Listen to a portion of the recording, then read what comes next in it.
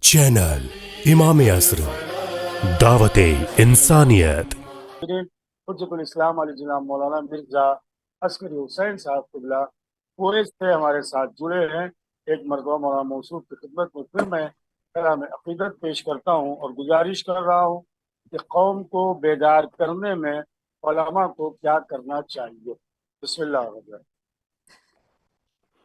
اللہ من الشیطان الرجیم، بسم اللہ الرحمن الرحیم، الحمد للہ والصلاة علی اہلہ،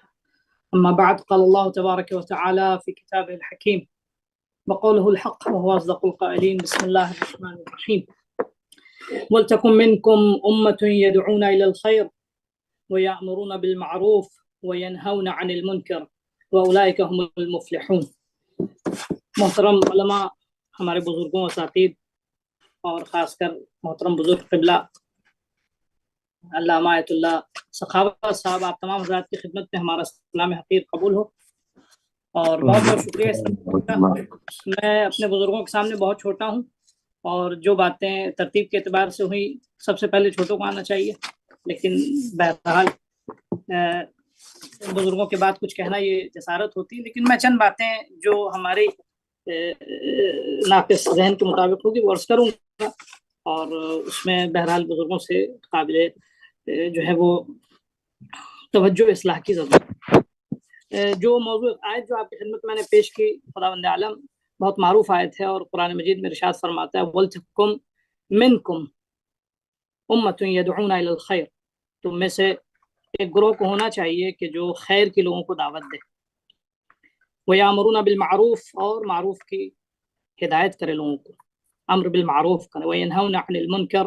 اور منکر سے لوگوں کو باز رکھے۔ اولئک هم المفلحون، اور یہی لوگ ہیں جو کامیاب ہیں، انہی کو اللہ جو ہے وہ کامیابی عطا کرے گا۔ جو بزرگوں نے ہمارے جو باتیں جو نکات پیش کیے انہی سے گویا تاثر کرتے ہوئے اور اقتباس کرتے ہوئے جو چند باتیں زیر نظر موضوع کے حوالے سے میں نے یہاں پوائنٹ کی ہے وہ آپ کی خدمت میں پیش کر رہا ہوں۔ اور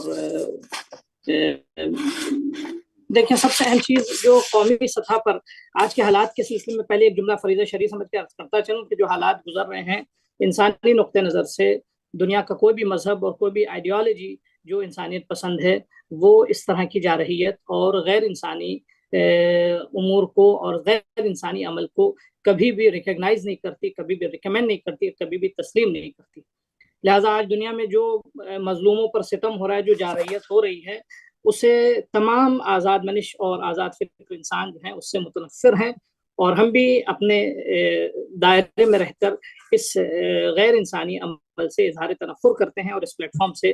اس کام کے اور اس عمل کے غیر انسانی اور غلط ہونے کا اعلان کرتے ہیں۔ خدا کی بارگاہ میں دعا ہے کہ خدایا ظالموں سے دنیا کو پاک کرے اور مظلوموں کو سربلند فرمائے۔ انشاءاللہ ہوگا ایسا، اللہ کے وعدے حق ہیں۔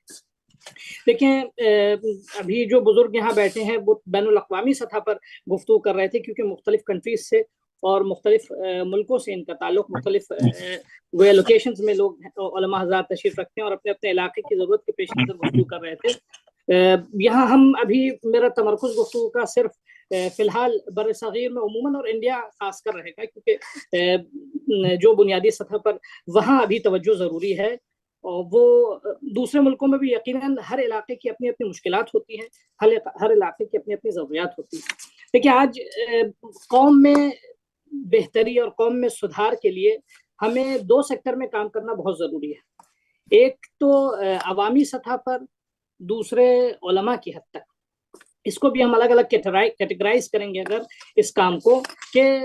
پہلے ہم علماء اللہ، کیونکہ دیکھیں ہر قوم کے لیے بیک بون جو ہوتے ہیں اور ہر قوم کے لیے ستون قفرات یا ریڑھ کی ہڈی جو ہے وہ علماء اور اس قوم کے رہنما و دینی ہدایتگر لوگ ہوتے ہیں۔ اگر ان کی ہدایت صحیح نہ ہو اور ان کو اگر سینٹرلائز نہ کیا جائے اور ان کو جہت دہی نہیں کی جائے ان کی، تو قوم کا نقصان تیزی سے ہوتا ہے، اور خاص کر جو ہے وہ ایسے نقصانات ہوتے ہیں کہ جس کا جبران بھی نہیں کیا جا سکتا۔ جیسا کہ روایات میں عالم مر جاتا ہے تو سلم فی الاسلام ثلمۃ، ایک عالم کے اس دنیا سے جانے سے اسلام میں ایک ایسا رخنہ آتا ہے کہ لا یسدھا شیء۔ اسی طرح اگر ایک عالم جو ہے وہ گمراہی کا شکار ہو گیا تو فسد العالم، ایسی روایات بھی اس سلسلے میں پائی جاتی ہیں۔ تیسرے اعتبار سے جب یہ موت اور گمراہی کا یہ نقصان ہے، یقیناً اگر فرض کیجئے وہ بحالی کا شکار ہو، وہ اگر بدحالی کا شکار ہو، وہ اگر آپ کی خدمت میں عرض کریں بے توجہی کا شکار ہو، تو اس کے اثرات عملی طور پہ جو ہے قوم کے اور لوگوں کے درمیان مذہبی افت اور مذہبی زوال کی شکل میں ظاہر ہوں گے۔ تو لہٰذا سب سے پہلے ضروری یہ ہے کہ میں آپ کی خدمت میں عرض کروں، عوام کی اصلاح کرنے کے لیے ہمیں ہندوستان میں خاص کر دوسرے علاقوں میں بھی ضروری ہے، جہاں جہاں آپ دیکھیں جن ملکوں میں ایسا ہے کہ علماء سینٹرلائز ہیں،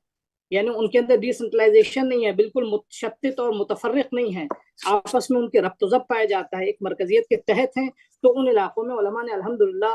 خوب کام بھی کیا اور مؤثر بھی ہوئے اور گمراہی کا سدباب بھی اچھے سے کر پائے۔ لیکن اب یہ جو موجودہ ہندوستان کے حالات ہیں، آپ دیکھ سکتے ہیں، اس کو ہم تجربہ کر سکتے ہیں کہ سب سے بڑا، کیونکہ ایک سب کانٹیننٹ ہے اور ایک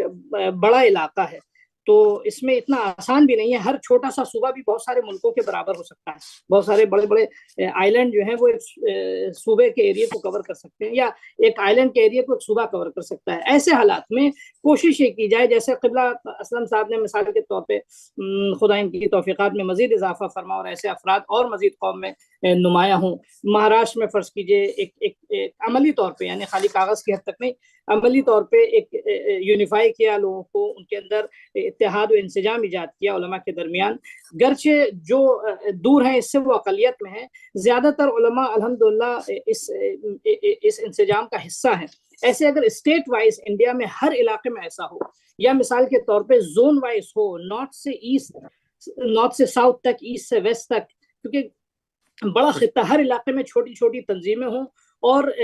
علماء کا مجموعہ ہو کہ جو ایک سینٹرل پورے ملک بھر میں آپ کی خدمت میں عرض کریں، علماء کو آپس میں ایک دوسرے سے کنیکٹ کر سکے، جو صرف قیادت اور لیڈرشپ کے نام پہ نہ ہو کہ مثال کے طور پہ ہم لیڈر ہو جائیں اور ہمارا نام ہو جائے، پولیٹیکل فائدہ ہمیں مل جائے، عوامی سطح پر سوشل نیٹ ورکس پہ ہماری تصویر آ جائے، شہرت، یہ اس لیے نہیں ہو، بلکہ عملی طور پہ للہیت کے ساتھ لوگوں کو فائدہ پہنچانے کے لیے، اس صنف کو فائدہ پہنچانے کے لیے۔ تو یہ ایک سب سے پہلا مسئلہ جو میرا پوائنٹ ہے یہ کہ علماء کو کوشش کی جائے منسجم کرنے کی۔ ایک دوسرا مسئلہ جو ہے، یہ تھوڑا سا حساس پوائنٹ ہے لیکن اس کی طرف غور کرنا بزرگوں کو بہت ضروری ہے۔ دوسرا مسئلہ یہ ہے کہ ممبروں کو غیر ذمہ دار افراد سے پاک کیا جائے۔ قوم کی بحالی اس وقت تک نہیں آ سکتی جب تک غیر ذمہ دار افراد سے ممبر پاک نہیں ہوں گے۔ اچھا، جائے خالی رو دیو میں گیرت، فارسی کی کہاوت ہے، آپ مجھ سے بہتر جانتے ہیں۔ ایک زمانہ تھا کہ جگہ خالی تھی اور اسپیکرز اور خطبہ علماء کی، یعنی بولنے والے علماء کی تعداد کم تھی، یعنی قلمی کارنامے ان کے بہت تھے، لیکن بولنے والے علماء جو آڈینس کو ایڈریس کر سکتے ان کی تعداد کم تھی۔ اس کے ساتھ ساتھ آپ کی خدمت میں ایک تھوڑی شاید یہ سخت باتوں میں معذرت چاہوں گا، یہ کوئی جارحیت تو توہین نہیں ہے، کہ پرائیویٹائزیشن آف امام حسین آپ کی خدمت میں عرض کریں کہ ہم نے اتنی زیادہ کثرت سے مجلسیں اور اتنی زیادہ کثرت سے ہم نے جو ہے پروگرام رکھنا شروع کر دیے کہ ڈیمانڈ کے مطابق سپلائی نہیں ہو پائی۔ ہمارے پاس پروگرام زیادہ تھے، ہمارے پاس اسپیکر کم تھے۔ ایک علاقے میں ایک مبلغ اگر جاتا ہے، اگر کوالٹی ہم اس سے اگر لیکچر چاہتے ہیں اور اسپیچ چاہتے ہیں، تو وہ ایک وقت میں حد اکثر ایک دن میں 2 اسپیچ، کوالٹی اسپیچ دے سکتا ہے۔ لیکن اگر دن میں فرض کیجیے 50 مجلسیں ہوں گی، 30 مجلسیں ہوں گی، یہ میں معذرت کے ساتھ یہ عزاداری کو کم کرنے کا مقصد نہیں ہے، لیکن یہ کہ کوالٹی مینٹین کرنے کا مقصد یہ کہ دن میں اگر 50 مجلس ہوں گی تو ایک خطیب کہاں سے لے کر آئے وہ؟ پھر اس کے تو اب اس میں یہ ہوتا ہے کہ جب یہ خطیب انسفیشینٹ ہوگا تو پھر اس کا، جیسے مارکیٹ میں کوئی پروڈکٹ کا شارٹیج ہوتا ہے تو چائنیز مال، اس کا ڈپلیکیسی آنے لگتی ہے۔ تو وہی حال آج ہو رہا ہے، مذہب کے نام پہ بھی ڈپلیکیسی آنے لگی۔ انتھورائز لوگ، وہ لوگ کہ جن کا مذہبی بیک گراؤنڈ نہیں تھا، کوالیفیکیشن نہیں تھی، ہمیں اجازت نہیں ہے ڈاکٹر کی کرسی میں بیٹھنے کی، ہمیں اجازت نہیں انجینئر کی کرسی میں بیٹھنے کی، ہمیں اجازت نہیں ہے لیکچرر اور پروفیسرز کی کرسیوں میں بیٹھنے کی۔ تو کیسے ممبر رسول پہ غیر انسان، ایک ان کوالیفائڈ انسان، ایک نان کوالیفائڈ انسان جس کا کوئی مذہبی اور دینی حوزوی بیک گراؤنڈ نہیں ہے، ہم کیسے اس کو ممبر رسول دے سکتے ہیں؟ ہم جو قرآن کو نہیں جانتا ہے، وہ دیکھیے کبھی بھی انسان میگزینز پڑھ کے یا لوگوں کی اسپیچز کو پڑھ کے جو ہے ڈاکٹر نہیں بن سکتا یا اسکالر نہیں بن سکتا۔ اگر کوئی کہتا بھی ہے تو یہ ایک غیر معقول بات ہوگی۔ تو سب سے پہلے یہ کہ اس کا جو ہے، یعنی میں اس سلسلے میں غیر ذمہ دار، آج دیکھیے ایک بڑی مصیبت جو معاشرے میں آئی ہے، اس کا ایک بنیادی سبب یہ ہے، انحراف عقیدتی طور پہ آیا ہو یا عملی میدان میں، اس کا بنیادی مسئلہ ایسے افراد کا ممبر کو ہائی جیک کر لینا، ممبر پہ قبضہ کر لینا۔ تو ایسے افراد جو ہے، یعنی ایسا نہیں کہ ممبر کسی کی جاگیر ہے، نہ جو بھی ممبر پہ جا رہا ہے پڑھا لکھا ہو، کوالیفائڈ ہو، سوجھ بوجھ رکھتا ہو، مذہبی بیسکس اس کے کلیئر ہوں، کنسپٹس واضح ہوں، اس کو ایسا شخص اگر جاتا ہے تو اہل بیت علیہ الصلوۃ والسلام کی جو ہے مذہب کی ترویج ہوگی۔ ایسے بہت سارے بزرگ ماضی میں گزرے ہیں جنہوں نے ایسا کیا، پڑھے لکھے، انہوں نے یعنی اس کو پروفیشن نہیں بنایا بلکہ اس کو ایک دینی خدمت کا ذریعہ بنایا۔ تو ایک یہ سب سے اہم چیز۔ دوسری چیز آپ کی خدمت میں عرض کریں کہ اچھا اب جب دیکھیں ایسے لوگ جب ممبر پہ جا کر جب ان کو روکیں گے ہم ممبر پہ جانے سے، اتنی آسانی سے تو نہیں ہو سکتا، یہ وہی ممکن ہے جب سینٹرلائز ہوں گے علماء۔ آپ خدمت میں دیکھیں آج ہندوستان میں بزرگ ہمارے بہتر جانتے ہیں، میری تو معلومات اس سلسلے میں کم ہے، کہ آج سے تقریباً آپ کی خدمت میں عرض کریں 30 سال پہلے 35 سال پہلے جو ہے ہندوستان میں شادیوں میں گانا بجانا خوب ہوتا تھا، لیکن تمام علماء نے اکراس انڈیا جو ہے اس سلسلے میں اتفاق کیا کہ ہم کہیں بھی شادی ہوگی گانا بجانا ہوگا، نکاح نہیں پڑھیں گے۔ تو وہ چیز آج الحمدللہ اب یہ بالکل نہیں کے برابر میں ہے، یعنی وہ اب بالکل یعنی اب اس کو عوام بھی عیب سمجھتی ہے اور لوگ ڈرتے ہیں ایسا کرنے میں۔ کہنے کا مقصد یہ کہ کسی بھی موضوع پہ اگر علماء آپس میں متفق اور متحد ہو جائیں تو ڈیفینیٹلی فار شور وہ معاشرے میں تبدیلیاں اور چینجز لا سکتے ہیں۔ تو یہ اس سلسلے میں ایک کوشش۔ دوسری چیز آپ کی خدمت پیش کریں کہ طلاب اور علماء کی، جیسا کہ میں نے عرض کیا، طلاب و علماء آج ہندوستان میں جیسے ایتام آل محمد کہا جاتا ہے شیعوں کو، تو ایتام آل محمد کا مصداق اول جو ہے ہم طلاب اور کیا نام ہے علماء ہیں ہندوستان میں، جو بالکل جو ہے وہ فقط وقع رزق علی اللہ جو یہ آیت ہے، تو صرف لفظوں کی حد تک اس تعبیر پہ اللہ کا رزق جو ہے وہ ہر ایک کے لیے مخصوص اور ہر ایک کا رزق اللہ کے ساتھ ہے، لیکن بالکل جو ہے وہ بغیر کسی منصوبے، بغیر کسی پلاننگ کے، رکوع میں شریعہ کا نہ پراپر یوٹیلائزیشن، نہ مثال کے طور پہ دوسری چیزوں میں بالکل لا تعلقی اور یتیمی کا شکار۔ اور آپ جانتے ہیں کہ جب کسی بھی قوم کے رہنما اگر جو ہے وہ ان کی نگاہیں اپنے پیٹ سے اوپر نہ آ پائے تو اس میں سے بہت چنندہ افراد ایسے ہوتے ہیں جو ابو ذر جیسے بن پاتے ہیں، کہ جو بھوکے رہ کے بھی اپنے دین و مذہب کو، پھر وہ ہوتا ہے آپ دیکھیے پھر ڈیوریاں بدلتی ہیں، آدمی پھر دیکھتا ہے کہ کہاں ہم کو شیلٹر مل سکتا ہے، کس گروپ کے ساتھ جا کے ہم آگے بڑھ سکتے ہیں، کس گروپ کے ساتھ جا کے ہمارے نان و نفقے کا جو ہے وہ کیا نام ہے اس کی بھرپائی ہو سکتی ہے۔ تو یہ ایک بہت ضروری موضوع ہے کہ اگر ہمیں عوام کی سطح پہ یعنی لوگوں کو معاشرے میں اگر اصلاح لانی ہے تو یہ جو ایتام آل محمد کا مصداق اول جو ہے، یعنی یتیم بے معنی حقیقی جس کو کہا جائے، جس کا کوئی سرپرست نہ ہو، جس کا کوئی وارث نہ ہو، جس کی کوئی دیکھ ریکھ نہ ہو، جس کا مر جاتا ہے طالب علم دوائی کے بغیر، کوئی دوا دینے والا نہیں ہوتا ہے، 10 جگہوں سے مثال کے طور پہ خیرات و صدقات مانگ کے وہ اپنی زندگی چلانا چاہتا ہے، مسجدوں میں اتنے پیسے نہیں ملتے ہیں کہ وہ اپنا جو ہے وہ مہینے کے اخراجات ادا کر سکے۔ تو ایسی صورت میں آپ بتائیے کیسے قوم جو نتیجے میں کیا ہوتا ہے؟ نتیجے میں یہ ہوتا ہے کہ مثلا قوم کے جوہلا جو ہے وہ علماء پہ مسلط ہوتے ہیں۔ تو اس پوائنٹ کو اگر اس کو غور کیا جائے، جو بھی اس سلسلے میں دامے درہمے سخانے جس طرح بھی رائے پیش کر کے اس میں آگے کام کر سکتا ہے، بہرحال بزرگی اس کو بہتر طریقے سے انجام دے سکتے ہیں۔ تو یہ ایک موضوع ہے، اس پہ کنسیڈر کیا جائے۔ جزاک اللہ، جزاک اللہ۔ اور میں اپنی بات کو اور مختصر کروں گا، اور جو میں نے ابتدا میں کہا تھا طلاب اور علماء کے درمیان میں سب سے پہلے علماء جتنے بھی ہیں آپ کی خدمت میں عرض کریں، تقریباً 1 سال 1.5 سال پہلے پچھلے سال ایک کوشش یہ کی تھی کہ جو عملی طور پہ بہت زیادہ کامیاب نہیں ہوئی، وہ یہ تھی کہ ہندوستان کی جو موجودہ مدارس ہیں، جو اپنے آپ میں انہوں نے ہندوستان کے مدارس کے علماء نے بر صغیر میں اور دنیا کے مختلف قاروں میں اور مختلف کانٹیننٹس میں جو اپنا نقش و اثر چھوڑا ہے، آج یہ مدارس جو ہے بہت ذب و حالیک کا شکار ہے۔ اس کا بیسک سبب یہ رہا کہ ایک زمانے میں جو ہے وہ مثلا یعنی تعلیمی جو ہے وہ استحکام تھا مدارس میں، کھانے پینے کے لیے حالات جو ہے وہ اچھے نہیں تھے، بزرگوں نے مثلا سوکھی روٹی اور دال کا پانی یا مثال کے طور پہ پانی میں ڈوبی ہوئی ایک بوٹی اس طرح کھا کے اپنی تعلیم کا سلسلہ آگے بڑھایا۔ آج اس کے بعد یہ ایسے بزرگوں سے جب منتقل ہوا مدرسہ تو اب وہ موروثی نظام کی شکل میں آ گیا، اس میں آنے والے افراد جو ابھی ہیں وہ تو مضبوط ہیں، لیکن اس کے بعد جو منتقل ہوا مدرسہ تو ایسے افراد کے ہاتھ میں منتقل ہوا جن کے پاس خود ایسی ایبلٹیز اور صلاحیتیں نہیں تھیں۔ دیکھیں آپ آم سے کبھی بھی سیب نہیں نکل سکتا، املی سے کبھی بھی آم نہیں نکل سکتا، تو اگر زعیم حوزہ اگر ایبلٹی نہیں رکھتا ہے تو کبھی بھی وہ اچھے طلاب کی تربیت نہیں کر سکتا،